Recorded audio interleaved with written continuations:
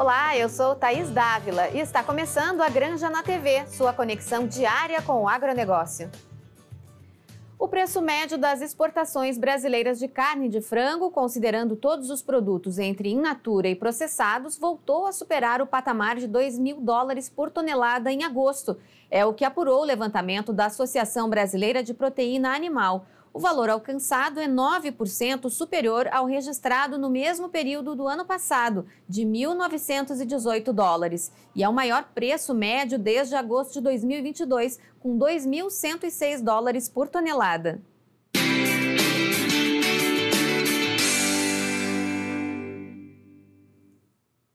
O Rio Grande do Sul conta com uma ferramenta digital que ajuda na inteligência da defesa sanitária animal e foi fundamental para o rápido controle do foco de Newcastle em Anta Gorda no mês de julho. É a Plataforma de Defesa Sanitária Animal do Estado, desenvolvida pela Universidade Federal de Santa Maria, através de convênio com a Secretaria da Agricultura do Estado e o Fundo de Desenvolvimento e Defesa Sanitária Animal. Eu converso agora com o professor Alencar Machado, um dos responsáveis pelo desenvolvimento da PDSA. Tudo bem, professor? Bom dia, tudo bem? Bom, eu mencionei... Tudo bom? Eu mencionei agora a atuação da PDSA dentro desse foco de Newcastle, mas queria começar perguntando o que é a PDSA e tudo que ela pode proporcionar aí ao produtor rural e ao serviço de veterinário oficial. Tudo bem.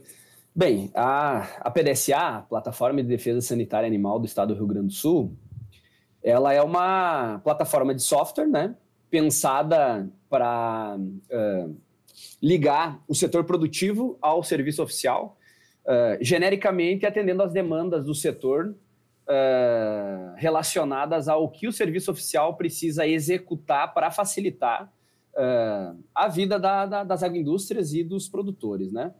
Ao longo do tempo, nós fomos implementando os novos módulos dentro da plataforma, né? Dentre eles se encontram alguns módulos para avicultura, outros módulos para suinocultura. Como tu mesmo mencionastes, algum tempo atrás a gente criou uma ferramenta focada à gestão de eventos sanitários, né, para auxiliar a gestão dessas ações que o serviço oficial precisa fazer num determinado foco. Nosso time aqui também, dentro da PDSA, ele vem atuando em momentos mais emergenciais, né, que foi o caso das enchentes, onde a gente acabou implementando e suportando por todo o período das enchentes a emissão das GTAs. Então, sim, a gente tem uma dinamicidade muito grande de atuações, e essas atuações estão dentro da PDSA com tecnologias que a gente desenvolve e implanta nela, né? Eu acompanhei a sua apresentação lá durante a Expo Inter, fez uma apresentação aí do trabalho da PDSA, e eu me lembro que uma foto me chamou a atenção, que era a imagem de uma pilha, ou várias pilhas de papel, que era o que representava o que o serviço, no caso da Secretaria da Agricultura, precisava ter para certificar uma granja, mais ou menos isso, né? Como que a PDSA, na prática, consegue solucionar esse problema? Porque ao tirar o papel, se tira muito também do risco de erro, porque são várias pessoas anotando uma coisa, no meio do caminho pode ter algum erro, né? Então, Thaís, sempre que a gente analisa um novo módulo que vai ser desenvolvido, a gente faz algumas... Ele passa por alguns critérios, né? E um deles é o tamanho do trabalho operacional que existe para que o serviço oficial consiga cumprir o seu papel, né? E aquela foto ela é bem impactante porque ela é relacionada ao processo de registro de granjas de aves comerciais. Né? Ele é um processo bem moroso e de grande volume para o atendimento do Programa de Sanidade Avícola do Estado. Né? Quando a gente começou a mapear aquele processo, existiam no corredor ali da frente do programa uma série de arquivos, vários metros de arquivos metálicos com os processos em papel armazenados ali. Aquele era o histórico que existia, né? Então, a identificação que aquele era um processo que deveria ser melhorado para o atendimento ao registro, atualização e tudo que a legislação pede para o estabelecimento de aves comerciais, a gente começou Com a análise daquele processo, identificamos as dores daquele processo, né? E percebemos que o volume de processos que existem para esse segmento ele é muito relevante. Então, na época, a gente tirou algumas fotos, né, para poder escrever o projeto e mostrar que ele era um processo que deveria ser tomado atenção e que deveria, ou melhor, que seria muito bom que nós façássemos um trabalho de pesquisa ali para melhorar esse processo. E além da questão da redução dos papéis, tem também uma agilização no tempo dos processos também, né, Alencar? Porque a gente vê nesse próprio caso do Newcastle aí que o foco pôde ser encerrado com mais agilidade justamente por estarem todas as informações já disponíveis ali. Imagina se tivesse que procurar tudo em papel, em mapa, fazer os desenhos dos mapas, que eu me lembro que antigamente era assim que se fazia, né? Então, eu acho que um grande fator relevante para existir a PDSA dentro de uma universidade é porque o setor de sanidade, a agroindústria no Rio Grande do Sul, ele é algo muito grande, né?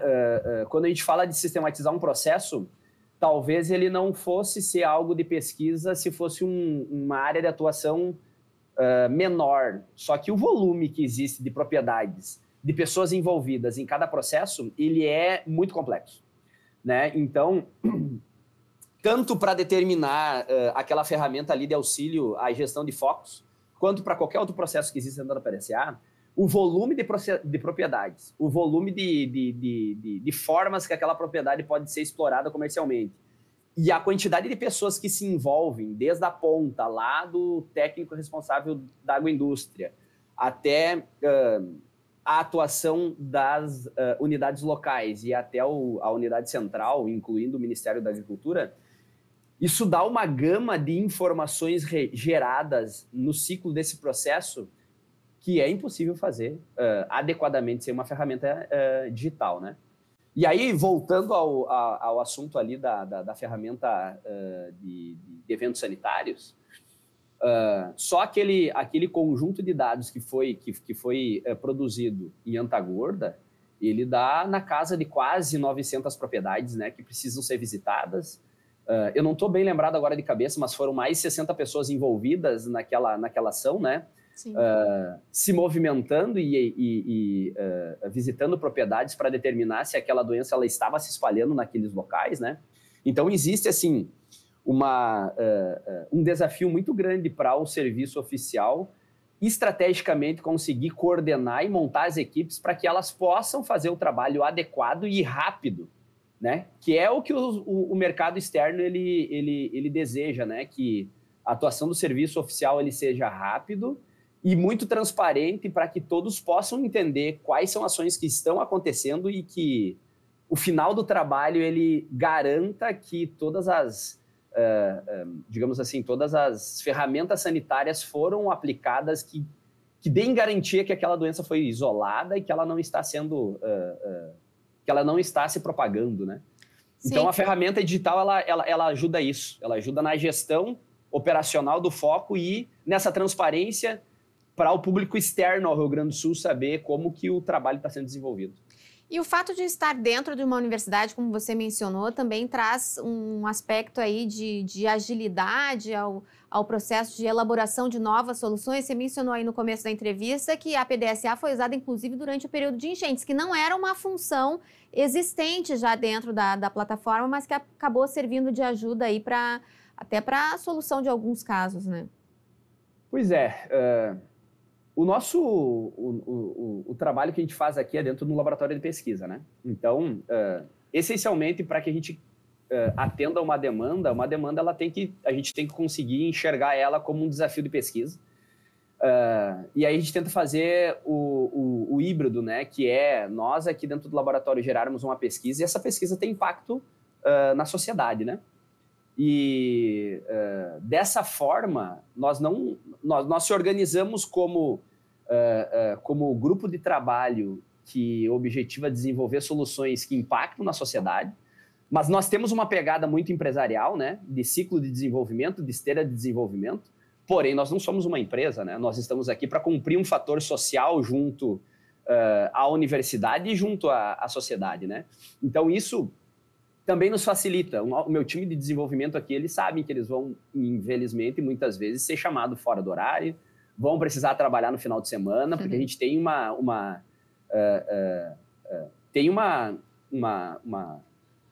um objetivo muito claro dentro do grupo, que ele muitas vezes a gente vai ter que cumprir algo que não está no escopo de trabalho inicial, né, dos contratos. E muito disso é possível também pelo formato em que foi feita essa parceria, esse convênio aí da universidade com o Fundesa e a Secretaria da Agricultura. Fala um pouquinho sobre como é que foi possível, quem financia essa PDSA, Alencar.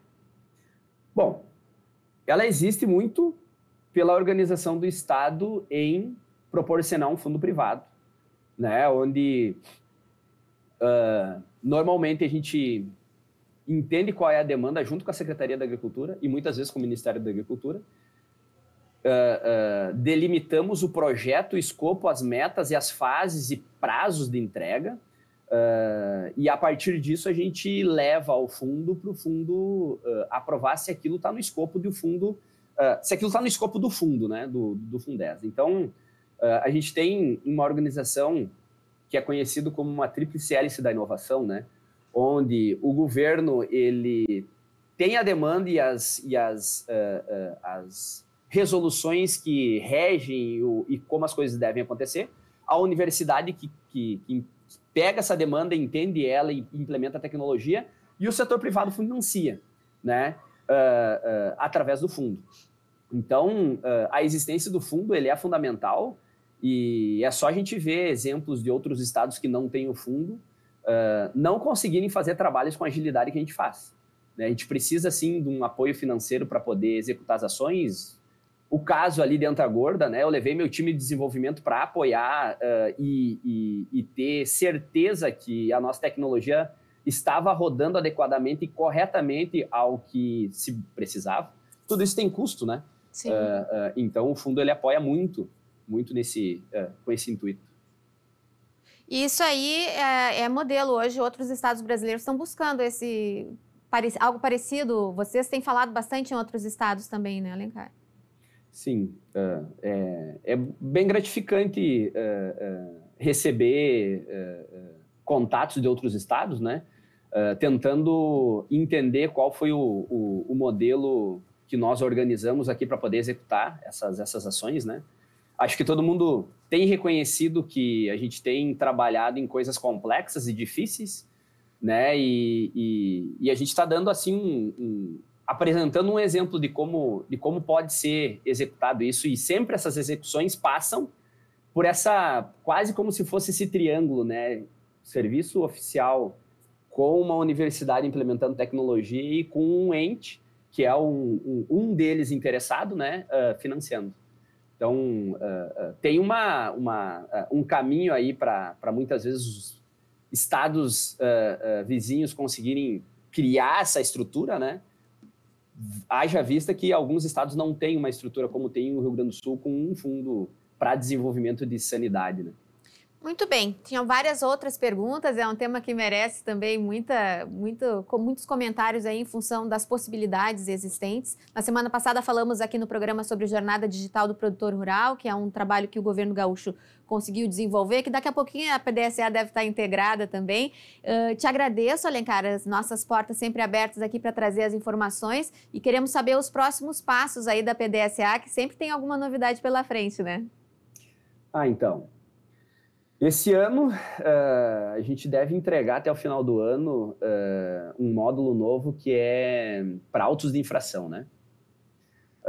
Então, a gente sempre tem um desafio, né? Nós temos o objetivo desse ano de entregar os autos de infração, e no meio do caminho sempre aparecem incêndios para apagar, né? No caso, esse ano já aconteceu, né, a influenza aviária em Rio Pardo, depois apareceu em Antagorda. Tudo isso entra como prioridade no meio da execução dos projetos, né? Depois veio as enchentes e, mesmo assim, a gente está bem imbuído para até final do ano já estar entrando em fase piloto os autos de infração, que aí sim vai dar um passo de escalar o tamanho da PDSA, criando um portal para o produtor, né? Muito Que bem. hoje a PRSA, a principal entrada dela de dados do setor produtivo, ele é pelo técnico responsável de granjas, né? O produtor não tem acesso ainda, então com os autos de infração vai ter um ambiente específico para o produtor começar a enxergar lá suas propriedades, suas granjas e outras questões além de simplesmente os autos. Ok, vamos voltar a falar sobre o assunto então quando tiver essa novidade aí. Obrigada, professora Alencar Machado, da UFSM. Até a próxima. Obrigado, até mais, tchau, tchau. A Granja na TV faz um rápido intervalo, em seguidinha a gente está de volta.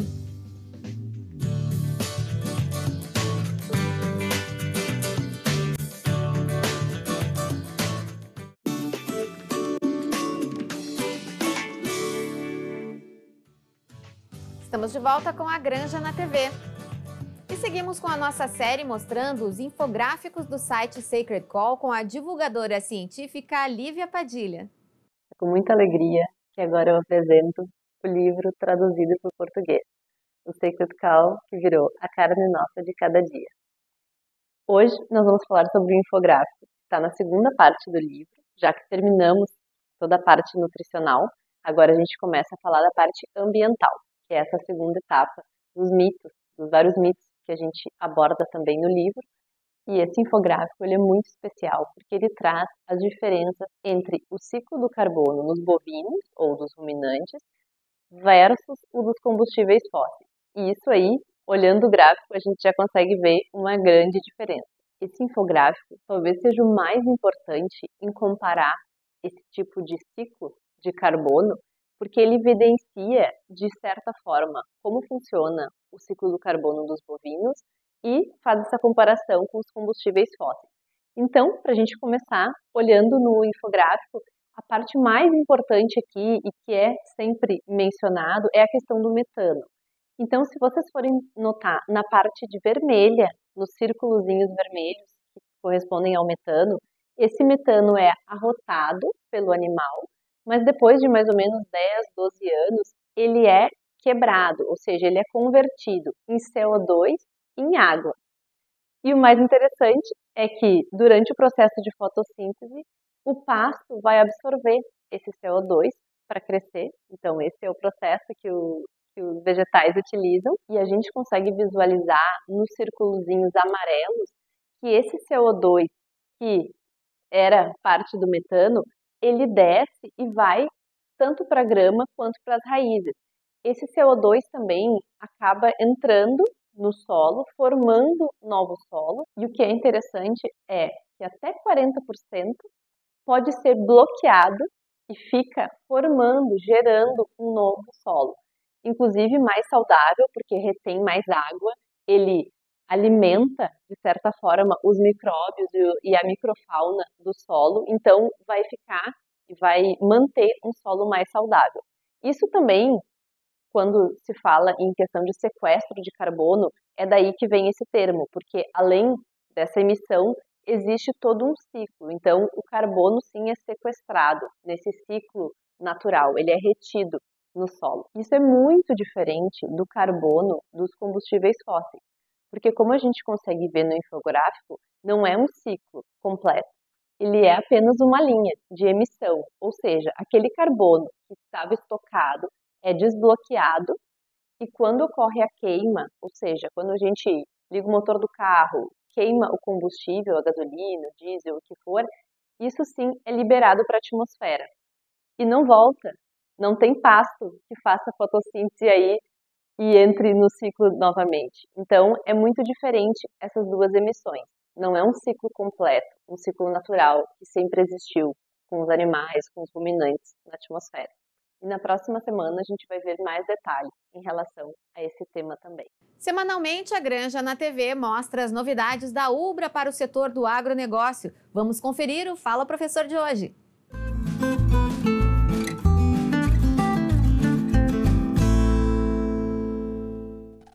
Olá, Thaís. O Fala Professor está novamente no Hospital de Veterinária da Ubra para conversar com o professor Jean Soares sobre o Hospital de Veterinária da Ubra.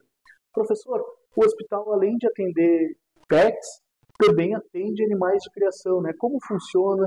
Em que momentos o criador pode buscar o Hospital da Ubra? Nosso hospital, ele é em Canoas, né? E muitas vezes o pessoal não tem a noção que aqui a gente também atende animais de grande porte, né? Equinos, bovinos, suínos. O hospital, inicialmente, o objetivo dele é para atender o curso de medicina veterinária, né? O curso ele é generalista, ele atende todas as espécies, né? E aqui, cada vez mais, e agora nas enchentes também a gente teve uma demanda muito grande, né? Então, cada vez mais a gente vem investindo e difundindo os atendimentos de grandes animais, tá? A nossa maior procura aqui é equinos. Nós temos um grande número de pessoas que criam equinos aqui na volta, né? Na região metropolitana, em Canoas especialmente, e muitos vêm aqui para buscar os atendimentos com os nossos médicos veterinários. Uhum. Lá no fundo eu sei que tem suínos também, aqui pelo campo a gente vê às vezes os ovinos, vocês também atendem esses animais. Exatamente, a gente tem animais da nossa fazenda escola, né? Bovinos, ovinos, suínos e equinos, né? Mas vem muitos animais, principalmente ovinos, né? E suínos, que vem para cá para o atendimento. Tem muita gente próximo, nos municípios vizinhos, né? Que tem aqui o hospital como referência e acabam trazendo para cá. Para nós é super bom esse movimento porque ele enriquece a graduação, né? Então, os nossos alunos conseguem participar, conseguem ver as atividades, desenvolver das doenças, das patologias, né? Acompanhar todo o processo. Isso é bem interessante porque auxilia na formação dos alunos também. E que serviços são oferecidos para os animais? Desde o atendimento clínico inicial, né, de algumas patologias clínicas, até cirurgia. Né? Aqui, na verdade, a gente faz bastante cirurgias até. Tem muitos veterinários autônomos atendem na região e eles acabam direcionando para cá os atendimentos mais complexos, né? Principalmente a questão de cirurgia. A gente tem um bloco cirúrgico de grandes aqui, bem estruturado, montado, né? E foi até esse motivo do cavalo caramelo ter vindo para cá, né? Porque a estrutura que tem aqui no hospital para receber ele veio anestesiado, né? Então aqui ele teve que recuperar a anestesia, então a gente tem toda essa estrutura que tem aqui disponível para a comunidade de uma forma geral. Perfeito, professor, muito obrigado. O Fala Professor fica por aqui, até a semana que vem, volto contigo no estúdio, Thaís. A Granja na TV de hoje fica por aqui, até amanhã.